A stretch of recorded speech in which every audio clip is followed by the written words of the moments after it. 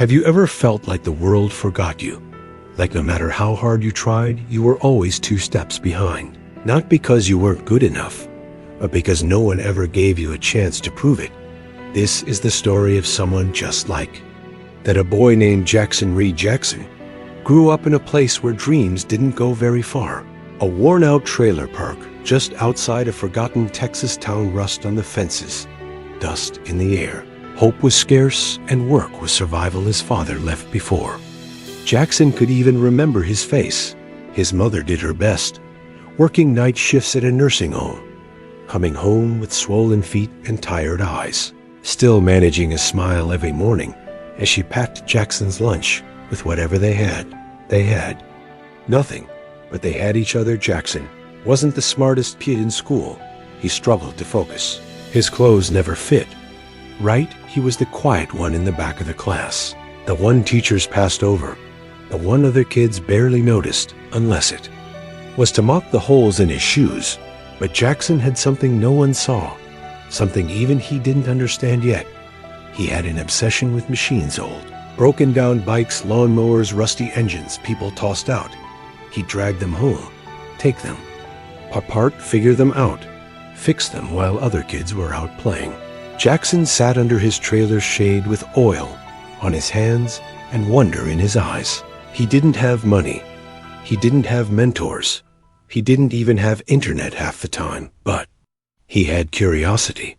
He had grit. At 17, he dropped out of high school, not because he wanted to, but because they couldn't afford his mom's medication anymore. He took a job at a junkyard, minimum wage, long hours, but there were machines everywhere, and Jackson learned.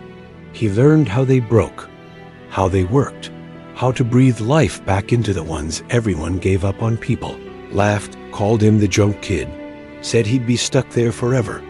But Jackson didn't care. Every night he went home and kept building, kept tinkering, kept dreaming quietly. One night, a man pulled up to the junkyard in a busted-up 1969 Chevy truck. Said he'd tried 6 mechanics.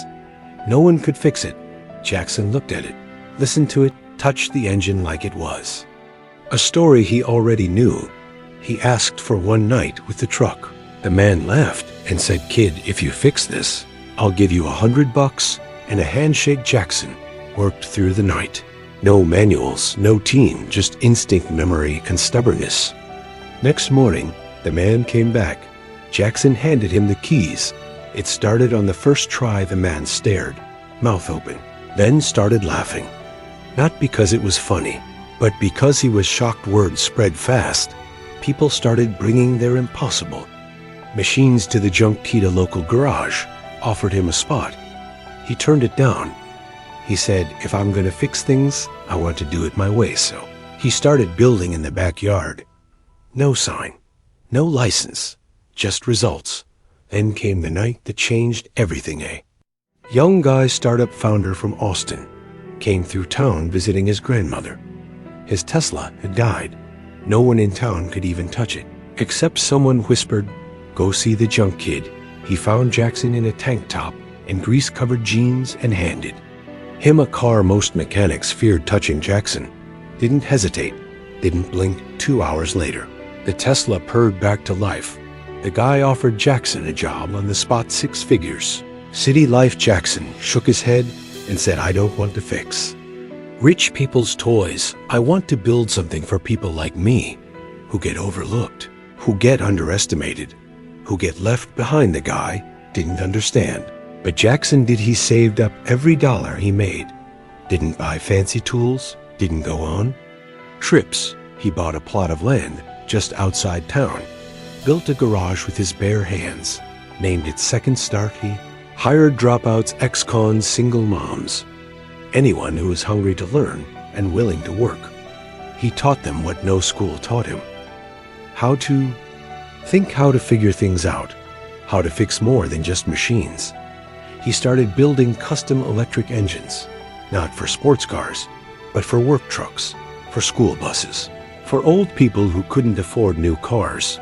And slowly people took notice. Big companies came calling. He said no to most of them, until one day he said yes to one. on one condition: they had to invest not just in his company, but in his people, in his town, in his belief that greatness doesn't just live in boardrooms. It lives in backyards and busted trailers and oil-stained notebooks. Jackson Reed, the dropout, the junk kid, became a pioneer in sustainable engines, an innovator, a leader, but he still wore the same old boots, still kept a picture of his mom above his workbench, still walked the floor every morning with a coffee cup and a quiet smile because success didn't change him. It revealed him Jackson never wanted to be famous. He never wanted to be rich. He wanted to build not just machines, but people, opportunities, a future that didn't forget where it came from. His garage, Second Start, wasn't just a workplace. It became a movement. High school kids started showing up after class, curious, quiet, some of them broken in ways nobody could see. Jackson handed them rags, tools, and slowly belief.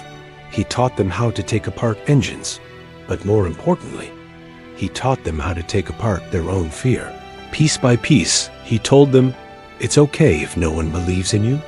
Believe in yourself loud enough to make up for all of them. One of those kids was named Marcus, troublemaker, in and out of juvenile detention. But Jackson saw something in him. Not talent, not skills. Hunger. Marcus messed up a lot. Dropped tools, froze during tough repairs. But Jackson never yelled, never gave up. 6 months later, Marcus rebuilt his first engine on his own and cried when it turned on. Not because of the machine, but because for the first time in his life, he finished something, and someone cared. That became the pattern kid. After kid, broken people, showing up, learning, rebuilding, becoming. Jackson gave them a trade, but more than that, he gave them dignity. Local news did a story on him. Then a national outlet picked it up. Suddenly, Jackson was getting invites to speak at universities' innovation summits, tech expos. He always said the same thing: I'm not a genius. I'm just a guy who never stopped asking how things work and how people break. The big players in the industry started circling, offering him big checks, partnerships, mergers. He turned most of them down because they didn't understand the soul behind the bolts. One day, a woman showed up at the garage, older, sharp eyes, soft voice, CEO of a rising green tech company. She didn't pitch. She didn't flatter. She just watched. Then she said, you're not building machines, you're building momentum. And the world needs more of that. Jackson listened. They partnered on one condition: every new facility would have a Second Start program inside it, a space to train, to teach, to give the underestimated away. In Jackson's technology, spread fast, efficient engines, affordable upgrades for rural transport, electric conversions for school buses in low-income areas.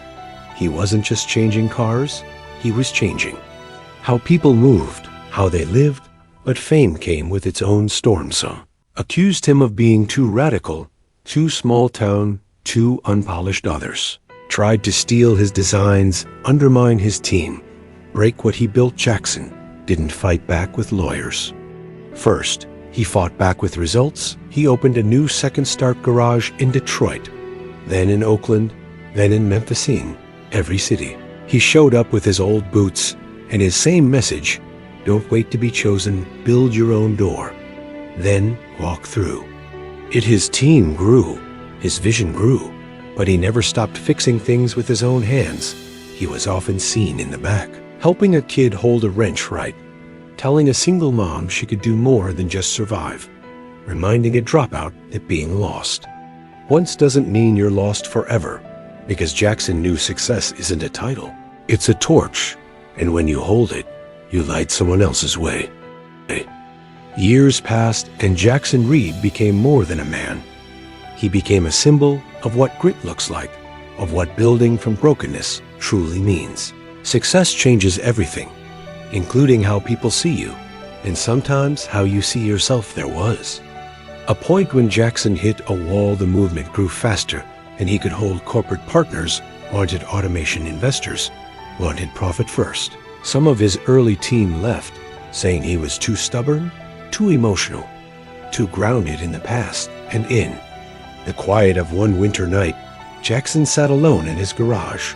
Same tools, same smell of grease and memory, and he wondered, had he gone too far? Or not far enough? He thought about quitting, letting it go, selling it all, starting fresh. But then a knock.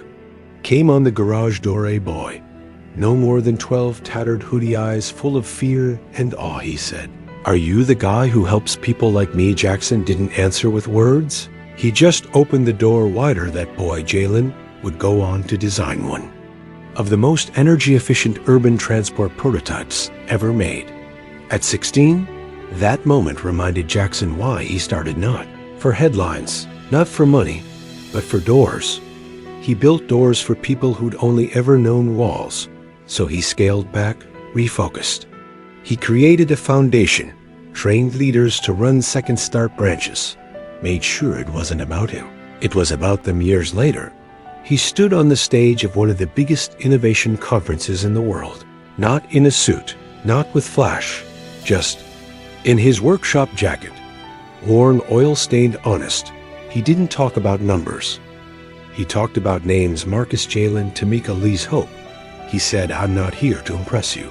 I'm here to remind you that some of the smartest minds in the country are sweeping gas stations, fixing food delivery bikes, and waiting for someone to believe in them." He ended his talk with this: "If you've ever felt like you were too late, too poor, too broken, you're exactly the reason I'm standing here. Don't chase the dream, build it." The crowd didn't just clap. They stood, because they saw what most miss. Success isn't always shiny. Sometimes it's covered in grease, held together with faith and powered by fire so deep inside that nothing and no one can put it out. Jackson returned home that night to his small house on the edge of town. Same creaky porch, same fridge full of leftovers, same smile on his face, because he wasn't chasing legacy. He was living it. His walls were lined with blueprints, photos of his students, letters from kids who never thought they'd finish school. And in the middle of it all, a single frame: his dad's old broken radio, cleaned, fixed, playing soft music, because every broken thing deserves one more try. And so do you.